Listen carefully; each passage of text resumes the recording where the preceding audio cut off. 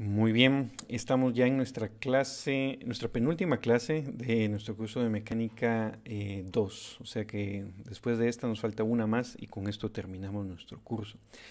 Entonces el tema con el que terminamos es el de las vibraciones normales de un fluido en una caja rectangular. O dicho de otra manera, lo que vamos a hacer es resolver la ecuación de onda en tres dimensiones para las perturbaciones de presión en un fluido. Entonces, recordemos de nuestras dos clases anteriores que estas perturbaciones de presión son lo que al final de cuentas pues, distinguimos como una onda sonora, ¿verdad? Entonces, lo que vamos a describir son esas vibraciones de presión que se propagan a la velocidad del sonido, es decir, ondas sonoras. Este tema, aparte de ser interesante de por sí, ¿no? Como el tema de ondas sonoras, es importante porque, pues como les comento acá, es la misma técnica que ustedes van a utilizar para resolver la ecuación de Schrödinger en mecánica cuántica o para estudiar cavidades resonantes en guías de onda en electrodinámica o cuando realicen la cuantización del campo electromagnético en teoría cuántica de campos. Eh, y también es el mismo método que se utiliza para resolver las ecuaciones de Laplace, de Poisson, de Helmholtz, la ecuación de conducción del calor y muchas otras ecuaciones que son importantes en física. Entonces, bueno, como verán, el formato de esta clase no es de presentación, sino que es de documento. Entonces, en esta clase, pues yo voy a hacer más bien un resumen de lo que se trata este tema y ya ustedes pues pueden ir a leer pues, más despacio este documento para que veamos, para que vean ustedes de qué se trata. Como van a ver acá, esta es una versión extendida de lo que está en el libro. Es decir, ustedes pueden considerar que esta parte en el libro es una versión resumida de lo que yo he escrito acá. Entonces acá pues está con todo el detalle necesario para poder entender paso a paso de qué se trata lo que vamos a hacer hoy. Entonces pueden escuchar o ver esta clase, luego pueden revisar el documento que les voy a enviar y el libro lo pueden ver como un buen resumen de todo el proceso que vamos a realizar acá. Entonces empezamos con la ecuación de onda en tres dimensiones, que es esta ecuación número 1 que está acá. Entonces, de lo que se trata es de resolver esta ecuación muy similar a lo que hicimos con la cuerda en vibración, solo que la cuerda era una sola dimensión y acá pues entran también ahora las dimensiones Y y Z. Entonces el dominio o el espacio en donde queremos solucionar esta ecuación es una caja rectangular. Entonces esa caja rectangular está dada pues por las dimensiones dada por los intervalos en X, en Y y en Z. Entonces estas L mayúsculas representan las dimensiones de esta caja, que puede ser un cubo si todas las dimensiones son iguales o en general pues va a ser un paralelepípedo, ¿no? Con todas las dimensiones diferentes. Y entonces lo que nos interesa es encontrar cuánto vale la perturbación P'. P' es una función de las cuatro coordenadas, X, Y, Z y el tiempo. Y entonces la manera de resolver esta ecuación es utilizando el método de separación de variables. Entonces la primera variable que separamos va a ser el tiempo. Entonces esto es un tanto arbitrario si quieren. En realidad podemos separar cualquier variable, el orden no importa y como van a ver en los comentarios acá en este documento, al final siempre llegamos a la misma solución. Así que no crean que el tiempo, por ser como que especial, hay que separarlo primero, sino que podemos empezar con cualquiera, ¿verdad? Y al final vamos a llegar siempre a la misma solución. Entonces la manera de separar variables va a ser asumiendo que P' es el producto de una función U que depende de X, Y y de Z y una función θ que depende del tiempo. Entonces sustituimos esta expresión en la ecuación de onda, ecuación número 1. Y entonces aquí está el detalle de esa sustitución, ¿verdad? Sustituimos, efectuamos las derivadas y al final nos queda esta última expresión que está acá, en donde esta parte depende solo de las, esta parte depende solo de las variables espaciales, ¿verdad? El lado izquierdo. Y el lado derecho depende solo del tiempo. Y entonces estas dos cantidades deben ser iguales y entonces tienen que ser iguales a una constante, ¿no? Por el mismo argumento que discutimos en la ecuación de onda. Y esa constante le llamamos menos omega cuadrado. ¿Por qué menos omega cuadrado? Pues acá en el párrafo que sigue comento brevemente por qué es.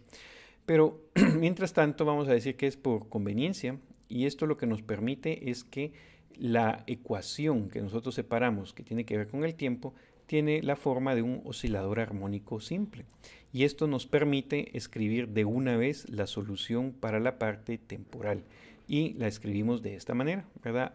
A, una constante por el coseno de omega, que es una frecuencia, ¿verdad? Y más otro término similar. Entonces esto nos da ya la parte temporal de la ecuación. Y nos queda entonces ahora la parte espacial, que es esta ecuación 4 que ustedes ven acá. Esta ecuación 4 ahora es una ecuación que depende solo de las variables espaciales, x y z. Y de hecho es la ecuación de Helmholtz, que es una ecuación que aparece cada vez que uno estudia fenómenos que tienen que ver con propagación de ondas. Entonces, ahora nos vamos a dar a la tarea de resolver esta ecuación para encontrar quién es U. Y de nuevo, lo que hacemos es volver a aplicar separación de variables. Y la suposición fundamental del método es asumir que la solución se puede escribir como el producto de tres funciones. Cada una de esas funciones depende de una sola variable.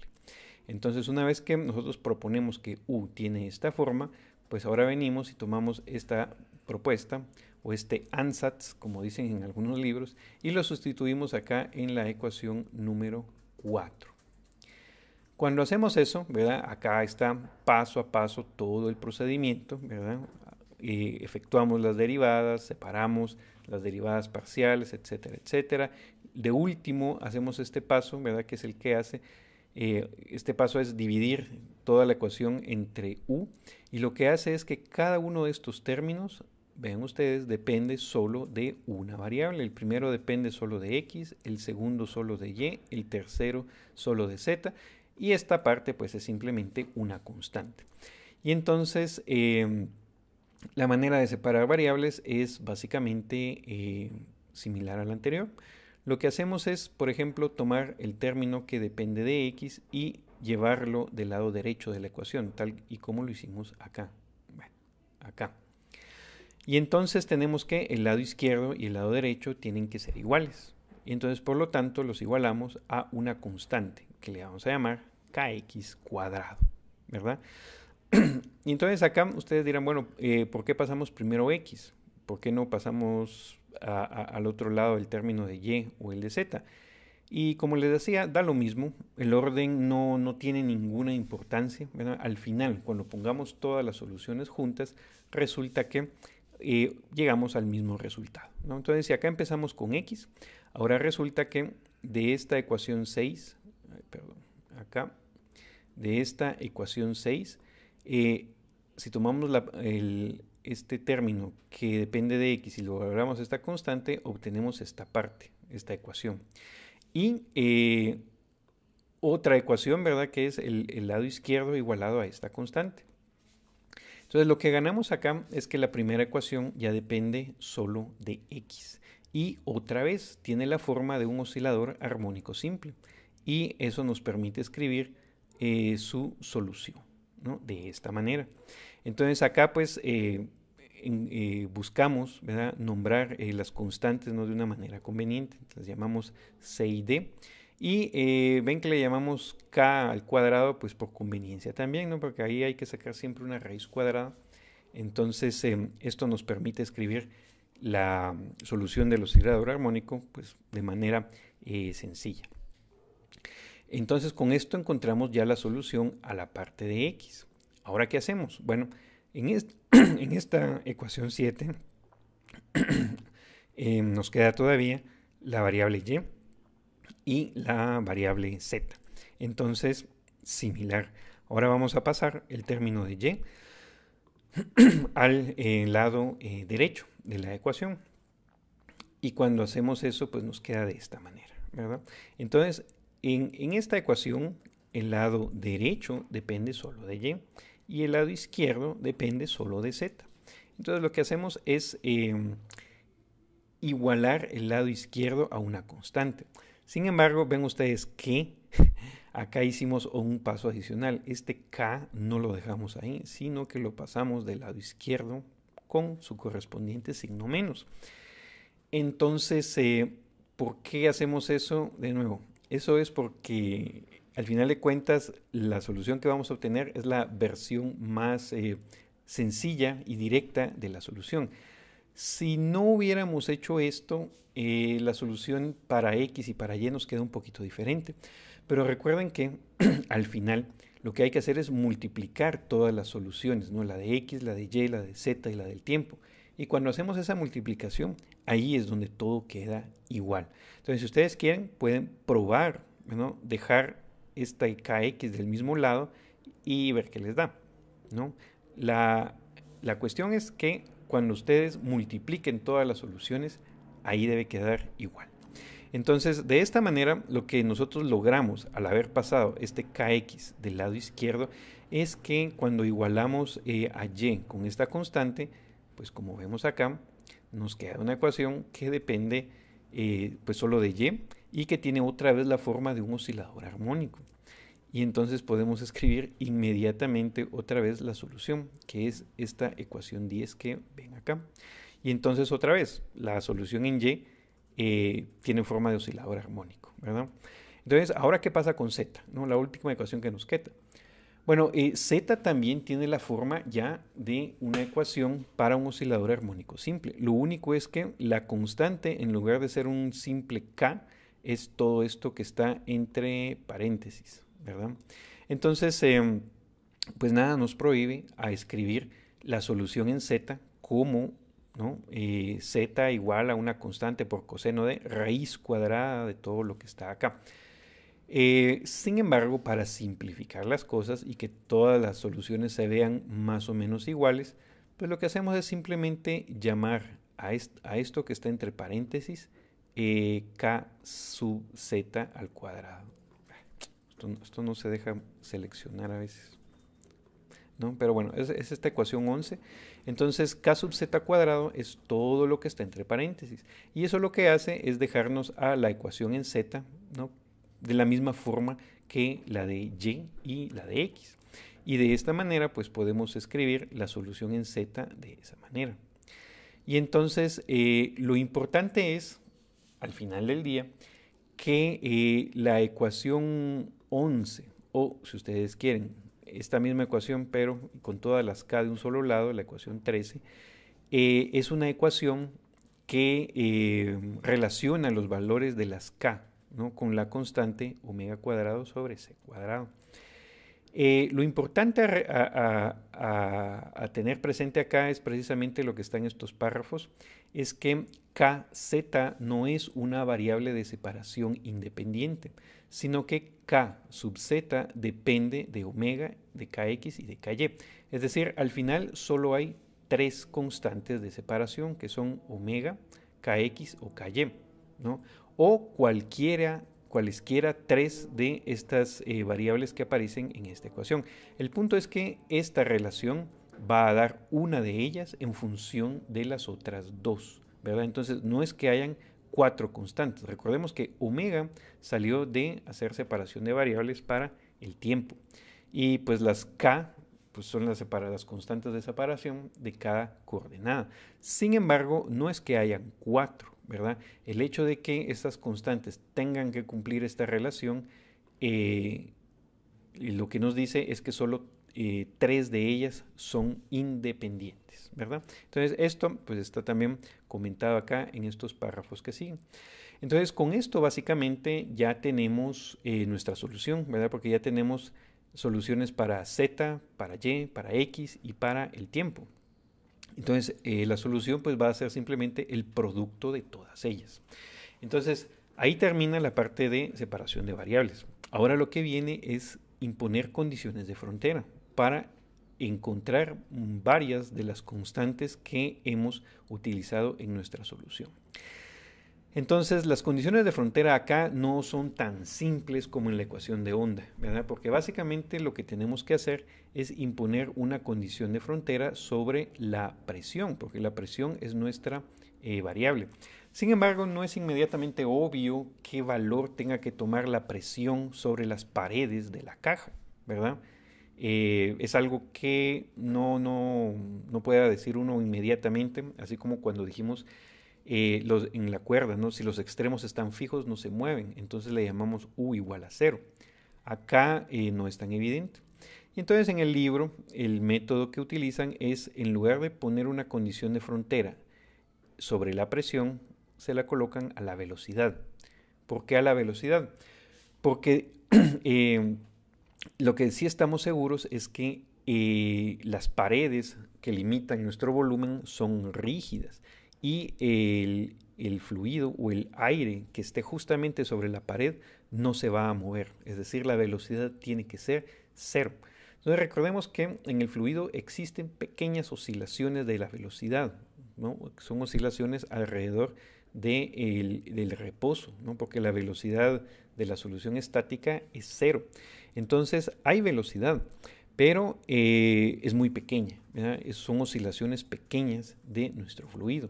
Entonces, de lo que sí podemos estar seguros es que cuando estamos justamente sobre las paredes que limitan nuestro volumen, allí no debe haber movimiento, porque esas paredes las consideramos como perfectamente rígidas. Entonces, lo que vamos a hacer es colocar como condición de frontera que la velocidad sea igual a cero. El problema es que en nuestra solución la variable es la presión, no la velocidad. Entonces, la relación entre presión y velocidad, recordemos, está dada por esta ecuación, ¿verdad? La ecuación que acá es 14.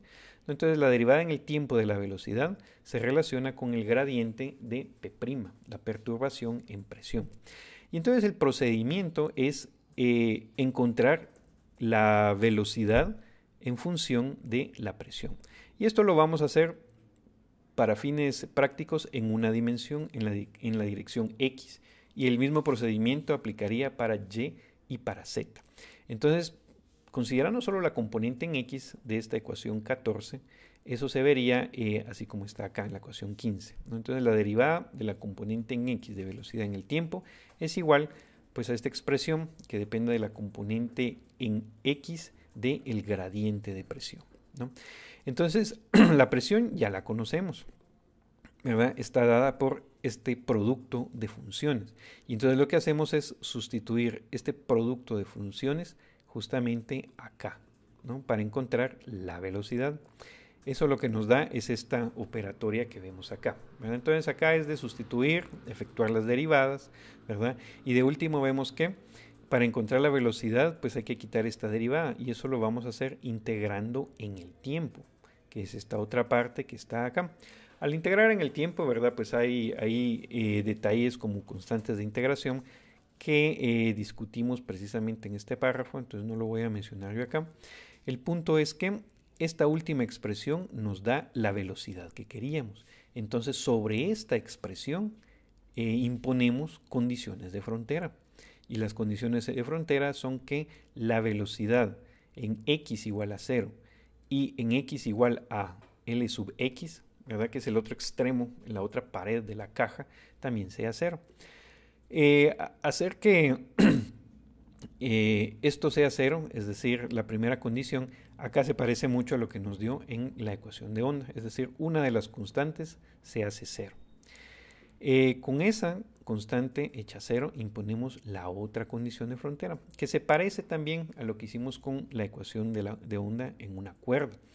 Lo único es que pues, nuestra solución es un poco más grande, ¿verdad? Pero se reduce al final de cuentas a decir que el seno de kx por lx tiene que ser igual a 0. Y esto nos da una restricción sobre los valores que k sub x puede tomar.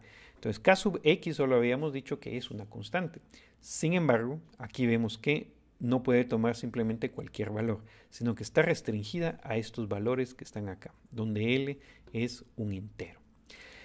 Lo mismo entonces hacemos para Y y para Z y vamos a obtener condiciones similares.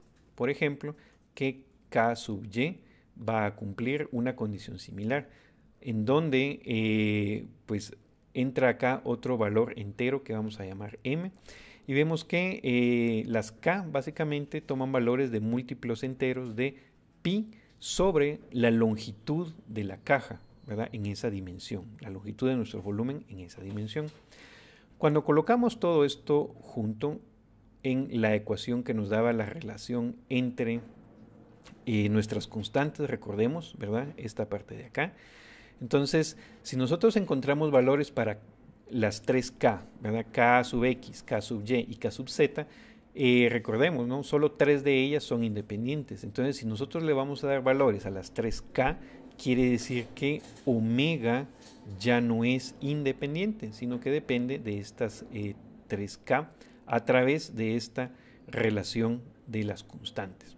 Entonces, si nosotros sustituimos los valores de K que acabamos de encontrar, pues nos queda de esta manera.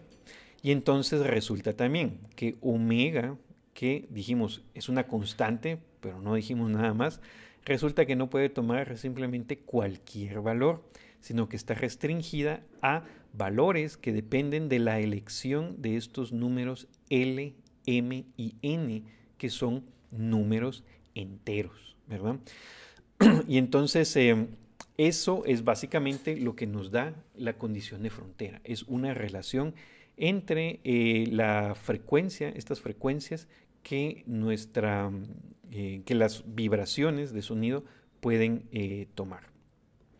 Entonces, la solución final, ¿verdad? Pues definitivamente es hacer el producto de las 4 funciones x, y, z, teta, y colocar, ¿verdad?, los valores de las K y de omega en el lugar que corresponde. Entonces, omega es un poquito grande, entonces simplemente la dejamos así, ¿verdad?, con los subíndices L, M, N, para recordar que omega, ¿no?, depende, así como lo vimos acá, de estos 3 valores que están acá. Y entonces, simplificando eso un poco, al final de cuentas, nos queda que la solución es esta, ¿verdad? P' es esta ecuación 21 que ustedes ven acá. Entonces, al final de cuentas, es una solución armónica en cada una de las direcciones, ¿no?, manifestada por estos 3 cosenos que están acá. Y una oscilación también en el tiempo. Entonces, estos dos términos, básicamente, uno de ellos podría ser 0, ¿verdad? Necesitamos los dos para tomar en cuenta que puede haber una fase diferente de 0, ¿verdad? Pero si la oscilación empieza justamente en t igual a 0, uno de estos términos simplemente puede no estar. Y acá tenemos que estas omega son las frecuencias en el tiempo, ¿verdad? Entonces estas son las frecuencias en hertz que muchas veces uno asocia al sonido que uno escucha. Y estos son los modos normales de vibración, entonces, de la perturbación de presión en una caja. Entonces esto lo podríamos considerar como que si esta caja fuera pues una habitación, por ejemplo, o un salón, y nosotros tenemos por ahí una fuente de sonido. Entonces podemos averiguar cómo es que las vibraciones de sonido de una cierta frecuencia, ¿verdad? Ahí es donde entra esto, se propagan en un volumen determinado. Entonces, observaciones finales de esta sección es que, de nuevo, la solución más general que podemos tener es la superposición de varios modos normales. Entonces, recordemos que acá hay 3 enteros que son totalmente arbitrarios, L, M y N. La elección de 3 de estos enteros es lo que nos da un modo normal de vibración. Y cada solución con enteros diferentes, nosotros la podemos superponer, así como hicimos con la ecuación de onda, ¿no? La solución más general va a ser la sumatoria sobre L, sobre M y sobre N de todos los modos normales de vibración. Otro elemento interesante es es este que está acá en el numeral 2, que las frecuencias omega no son múltiplos enteros de una misma cantidad, como en el caso de la cuerda, ¿sí? Recordemos que en la cuerda había una sola frecuencia y esa única frecuencia era n por esta cantidad, ¿verdad? Que dependía de la velocidad de propagación y de la longitud de la cuerda. En este caso, nuestro valor de la frecuencia omega, que lo tenemos aquí abajo, depende de 3 enteros y no son múltiplos enteros, ¿no? Porque está aquí el cuadrado y luego la raíz cuadrada. Entonces lo interesante de esto es esta observación, ¿no? Que esta es la razón por la cual una cuerda produce notas musicales, mientras que las oscilaciones en un volumen no lo van a hacer. Casos similares, por ejemplo, cuando uno tiene también la membrana de un tambor. La membrana de un tambor, ustedes tienen una ecuación de onda prácticamente igual a esta, lo único es que con una dimensión menos. Entonces solo tienen dos números enteros, L y M, por ejemplo. Y Lx y Ly serían las dimensiones de un tambor rectangular. No es muy realista, ¿verdad? Pero si ustedes lo quieren hacer más realista, pueden resolver la ecuación en coordenadas cilíndricas, ¿no? En donde ahí sí la frontera o el borde es una circunferencia y les va a quedar no las mismas ecuaciones, pero ecuaciones muy parecidas, ¿verdad? Ahí, por ejemplo, les va a salir seguramente la ecuación de Bessel en lugar de osciladores armónicos. Pero la relación en frecuencias se sigue manteniendo. Esa sí es la misma. Entonces, acá, de nuevo, importante notar que las frecuencias no son múltiplos enteros de un solo número L, M o N, sino que son combinaciones de los tres. Y finalmente, el caso especial en donde, por ejemplo, dos de los lados de la caja sean muy pequeños comparado con el tercero. Entonces acá, por ejemplo, supongamos que los lados X y Y miden 1 centímetro y el lado Z mide 1 metro.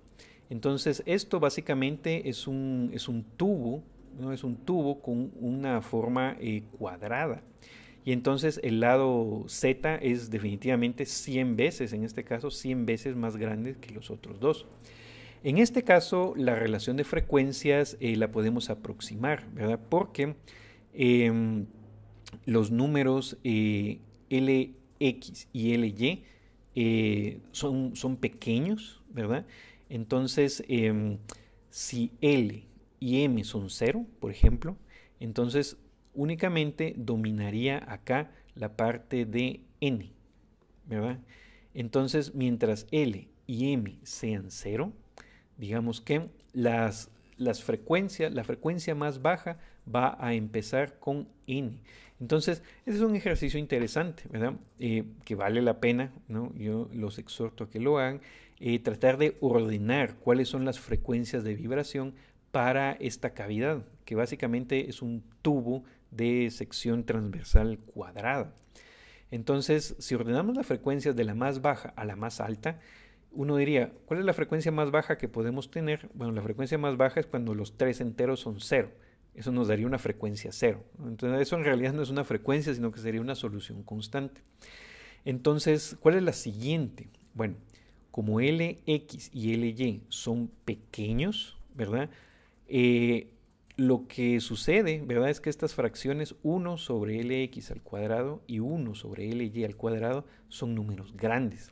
Entonces, si L o M es igual a 1, ¿verdad? Acá vamos a tener una frecuencia bastante grande. Pero recordemos que Lz es 1 sobre Lz es un número pequeño, ¿verdad? Comparado con 1 sobre Ly o Lx al cuadrado.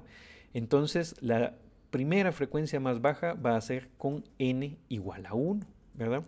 Porque, de nuevo, ¿verdad? Cuando ustedes hagan esta división, ¿no? Si ustedes ponen, digamos, todo en metros, por ejemplo, ¿verdad? Lz acá va a ser 1 sobre Lz al cuadrado, es 1. Pero y o z va a ser 1 dividido 0.01 al cuadrado, ¿verdad? Y eso es un número bien grande que va a multiplicar a m y a l. Entonces, no podemos darle el valor de 1 a l o a m porque va a sobrepasar todos los valores que le demos a n primero. Entonces acá hay que ir probando, ¿verdad? Le damos primero a n igual a 1 y nos da una frecuencia, n igual a 2 y nos da otra frecuencia, ¿verdad? Manteniendo L y M igual a 0.